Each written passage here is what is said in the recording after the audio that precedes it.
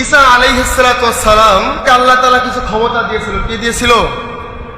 ঈসা আলাইহিস সালাম সফরে বের হবে, বের হওয়ার সময় ঘোষণা দিল আমার সফর সঙ্গী লাগবে। একজন ইহুদি আয়েশা বলতেছে, ঈসা আলাইহিস সালাম আমি আপনার সঙ্গে সফরের মধ্যে বের হব। ঈসা আলাইহিস সালাম এরপরে বললেন সফরে বের হব, কিছু শুকনা খাবার তুমি সঙ্গে নিয়ে আসো। আমরা কিছু শুকনা খাবার নিয়ে সফরে বের হব। সেই ইহুদি শুকনা খাবার সঙ্গে করে নিয়ে আসছেন। ইহুদির সঙ্গে 3টি রুটি ছিল। ঈসা আলাইহিস সালামও শুকনা রুটি নিলেন, শুকনা কিছু খাবার নিলেন। ঈসা আলাইহিস সালাম আশা সেই ইহুদি সফরে বের হলেন, সফরের মধ্যে হাঁটতেছেন। খিদা লাগার পরে তারা সেখান থেকে বের করে রুটি খাইলেন। কিন্তু কার রুটি খাইলেন? ঈসা আলাইহিস সালাতু ওয়াস সালামের রুটি খাইলেন। ঈসা আলাইহিস সালাতু ওয়াস সালাম বললেন, ভাই তুমি তোমার ব্যাগের মধ্যে রুটি আনছো, বের করো আমরা খেয়ে নেই। ইহুদি বলে, না না আমার ব্যাগের মধ্যে কোনো কিছুই নাই, আমার ব্যাগের মধ্যেই কোনো খাবার নাই। ঈসা আলাইহিস সালাম সামনে অগ্রসর হলো, চিন্তা করতেছে কত বড় মিথ্যুক, কত বড় মিথ্যুক।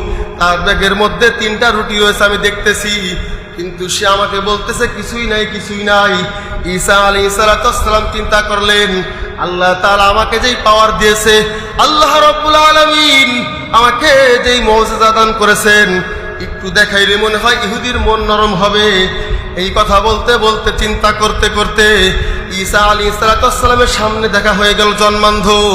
ওই জন্মান্ধকে ঈসা আলাইহিস সালাম তার চোখের উপরে হাত বোলালেন, লাঠি দিয়ে ইশারা করলেন।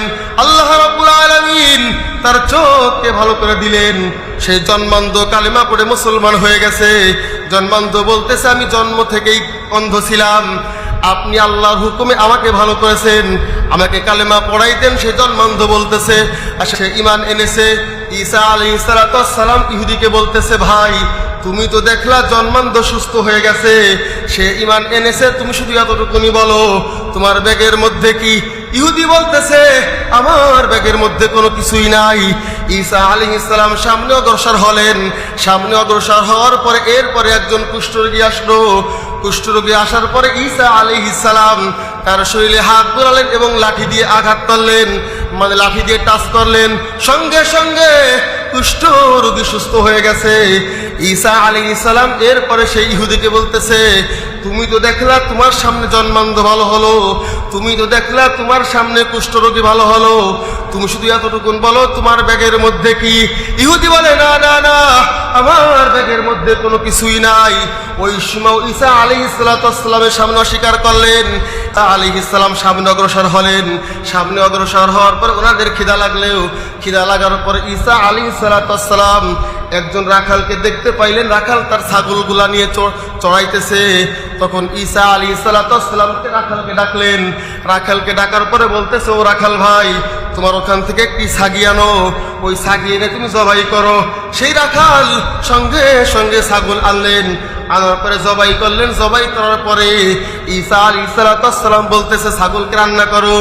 ছাগল সুইলা কইটা রান্না করছে। রান্না করার পরে ঈসা আলাইহিস সালাম আর সেই ইহুদি সফর সঙ্গী আর সেই রাখাল 3জন মিলে সেই খাসি খেয়েছে। সেই ছাগল খাওয়ার পরে হাড্ডি গুড্ডি এক জায়গায় করছে। ঈসা আলাইহিস সালাম হাড্ডি গুড্ডির উপরে ইশারা করলেন, হাত বোলালেন। সঙ্গে সঙ্গে আল্লাহর হুকুমে আবার ছাগল হয়ে গেছে। আবার ছাগল হয়ে যাওয়ার পরে রাখালের ছাগল পালের সঙ্গে সেই ছাগল আবার মিশা গেছে। ইহুদি তার 2 চোখ দিয়ে দেখতেছে। রাখালের মুজিজা দেখা বলতেছে, এই ব্যক্তি তো কোনো যেন তেন ব্যক্তি নয়। রাখাল বলতেছে, আপনি আমাকে কালেমা পড়াই দেন, আপনি নবী হবেন, নবী ছাড়া এই কাজ অন্য কেউ করতে পারে না। ঈসা আলাইহিস সালাতু ওয়াস সালামের কাছে কালেমা পড়া রাখাল মুসলমান হয়ে গেছে। এরপর ঈসা আলাইহিস সালাতু ওয়াস সালাম এরপর রাখাল মুসলমান হয়ে যাওয়ার পর ঈসা আলাইহিস সালাতু ওয়াস সালাম ইহুদিকে জিজ্ঞেস করতেছে, ওই ইহুদি ভাই তুমি সত্য কথা বলো, তুমি তো পরপর 3টি মুজিজা দেখলা, আমি আল্লাহ তাআলার হুকুমে ভালো করলাম, একটা খাসি খাইলাম, গোস্ত খাইলাম রান্না করা, সেও ভালো হয়ে গেল, এখন তুমি বলো তোমার ব্যাগের মধ্যে কি? এরপর ইহুদি বলে, আমার ব্যাগের মধ্যে কোনো কিছুই নাই।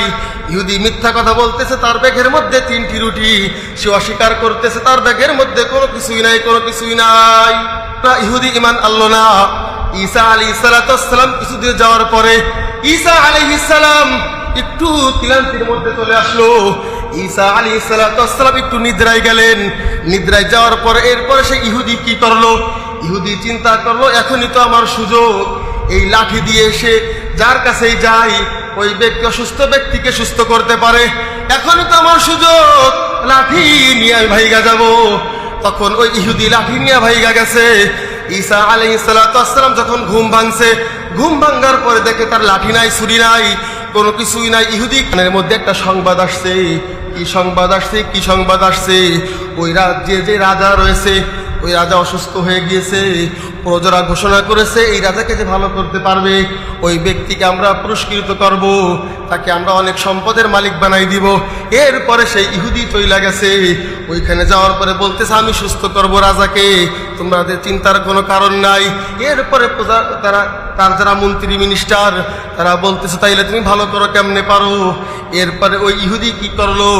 ওই রাজার কাছে যাওয়ার পরে তার যে লাঠি রয়েছে, লাঠি দিয়ে যখন রাজাকে আঘাত করলো, আঘাত করার সঙ্গে সঙ্গে সে রাজা ইন্তেকাল করেছে। এরপরে তার প্রজারা, তার মন্ত্রীরা কি করলো?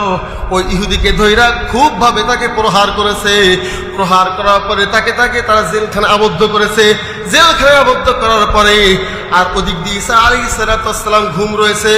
ঘুম থেকে ওঠার পরে দেখে সফর সঙ্গীও নাই, তার চাকুও নাই, আর তার লাঠিও নাই। ঈসা আলাইহিস সালাম জানতে পারলেন যে আমার সফর সঙ্গী এই রাজ্যের রাজার কারাগারে আবদ্ধ হয়েছে। কেন আবদ্ধ হয়েছে? আমার লাঠি চুরি করেছে। আমার লাঠি দিয়ে রাজাকে সুস্থ করতে গেছে। সুস্থ করতে যাইয়া রাজা ইন্তেকাল করেছে। রাজা ইন্তেকাল করার পর তাকে প্রহার করেছে, তাকে বেরধম, তাকে আঘাত করেছে। আঘাত করার পর তাকে জেলখানার মধ্যে আবদ্ধ করেছে ঈসা আলাইহিস সালাম। এরপর সেই রাজদরবারে চইলা গেছে। চইলা যাওয়ার পরে বলতেছে এই তোমাদের রাজা ইন্তেকাল করেছে, আমি আল্লাহ তাআলার হুকুমে তাকে সুস্থ করব, তাকে জীবিত করব। তখন আল্লাহ তাআলার হুকুমে রাজাকে জীবিত করলো। রাজাকে জীবিত করার পর এরপরে সমস্ত প্রজা, ওই রাজ দরবার সকলেই কালেমা পড়ে মুসলমান হয়ে গেছে। তার ঈসা সালাম বলতেছে আমার কোনো কিছুই লাগবে না, আমি শুধু চাই তোমাদের কারাগার থেকে আমার যে সফর সঙ্গীকে খালাস করে দাও। বলেন না সুবহানাল্লাহ। ঈসা আলাইহিস সালামের কাছে নিয়ে আসছে। সেই ইহুদিকে কাছে নিয়ে আসার পর ইহুদিকে বলতেছে ও ভাই, তুমি তো তোমার ব্যাগের মধ্যে কি আছে কিছুই বললা না, তুমি রাজাকে হত্যা কইরা ফেললা। হত্যা করার পর তাকে প্রহার করেছে। প্রহার করে তোমাকে তারা কারারুদ্ধ করেছে। আমি তোমাকে কারা জীবন থেকে বাঁচাইলাম, তোমাকে তারা কারা জীবন থেকে তোমাকে জীবনও তারা খালাস করতো না, তোমাকে নতুন জীবন প্রদান করলাম। তুমি শুধু এতটুকুন বলো তোমার ব্যাগের মধ্যে কি? ইহুদি বলে আমার ব্যাগের মধ্যে কিছুই নাই। বুঝাতে চাচ্ছিলাম ইহুদি জাত এত বড় নিকৃষ্ট, ঈসা আলাইহিস সালামের এত মুজিজা ক্ষমতা দেখার পরেও সে তার ব্যাগের মধ্যে রুটি, এটা সে অস্বীকার করতেছে কেন? পাক রব্বুল আলামিন যা শুনলাম এবং বললাম আমাদের সবাইকে আমল করার তৌফিক দান করুন। আমিন। ওয়া আখিরু দাওয়ানা আলহামদুলিল্লাহি রাব্বিল আলামিন।